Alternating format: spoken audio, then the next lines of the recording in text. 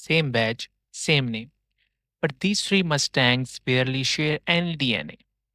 One of them changed everything about how this car drives. And it's not the one you are thinking of. Let's find out which.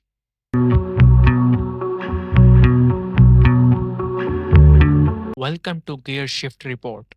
Every week, we break down old versus new cars feature by feature, so you know exactly what changed and why it matters.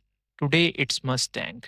Three real generations since 2005: S197, S550, S650. We are covering suspension, performance, safety tech, and the interior in each one. So let's go through them properly, generation by generation. The 2005 Mustang brought the retro look back, long hood, fastback lines straight out of the late 60s. But underneath, it kept a solid rear axle, both rear wheels physically connected. Hit a bump on one side, the other feels it too. That's why these always had that slightly unsettled feelings on rough roads. At launch, the GT made 300 horsepower 0 to 60 in a little over 5 seconds. Then in 2011, Ford dropped in the 5.0 Coyote V8. Horsepower jumped past 400. 0 to 60 dropped into the low 4-second range. This is the engine that gave this generation its real reputation. Safety tech here was minimal by today's standards. Airbag, basic apps, that's about it. No lane assist, no automatic braking, none of the driver assist tech we take for granted now. Inside it, it was simple, a basic AM FM radio setup. No touchscreen at all in the base years. This was before smartphones even reshaped what a car interior needed to do. This is the one that actually changed things. 2015, independent rear suspension finally. Each rear wheel moves on its own now. Corner tighten up, rough roads stop feeling like a fight. This is the first Mustang that could genuinely hang with European sports car, not just in a straight line. The V8 GT made for 35 horsepower, 0 to 60 in the mid 4-second range.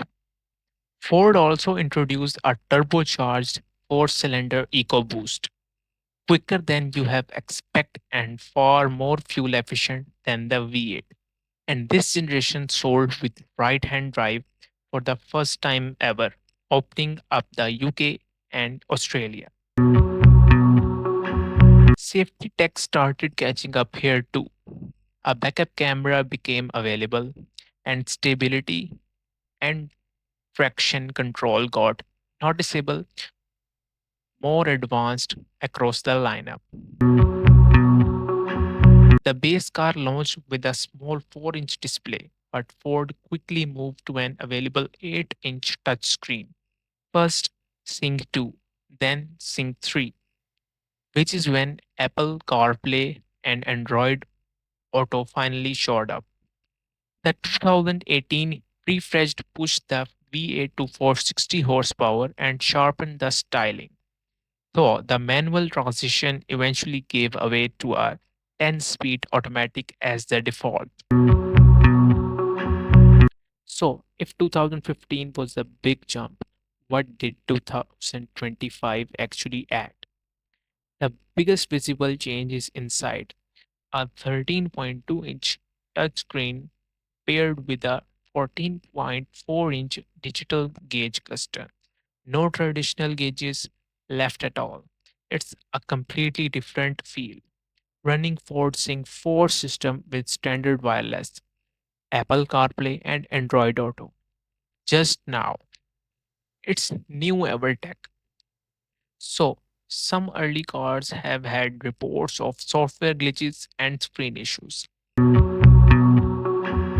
Safety wise, this generation is a different world entity.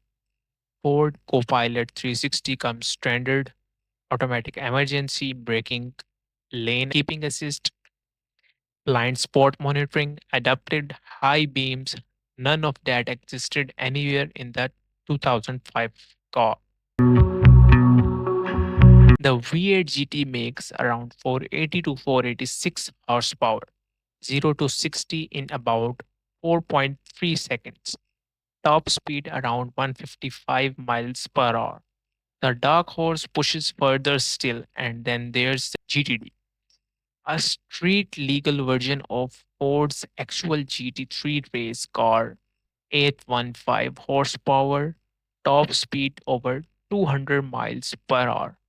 Fuel economy on the standard GT sits around 17 miles per gallon combined, about what you have expect from a V8 this size. Solid engine by the end, held back by an old chassis, almost no safety tech, and a basic interior. 2015. The real transformation, independent suspension, right hand drive, a proper modern driving feel, and the interior finally caught up to 2025. Same foundation, but with fully safety tech, a digital cockpit, and a performance ceiling that now touches supercar numbers with the GTD. If you are asking which one mattered most, it is still 2015. Not the flashiest, not the most powerful, but it's the generation that changed what a Mustang actually is. Generation would you actually buy? Drop it in the comments, and if you want the same breakdown for the Camaro next, subscribe. That's one coming.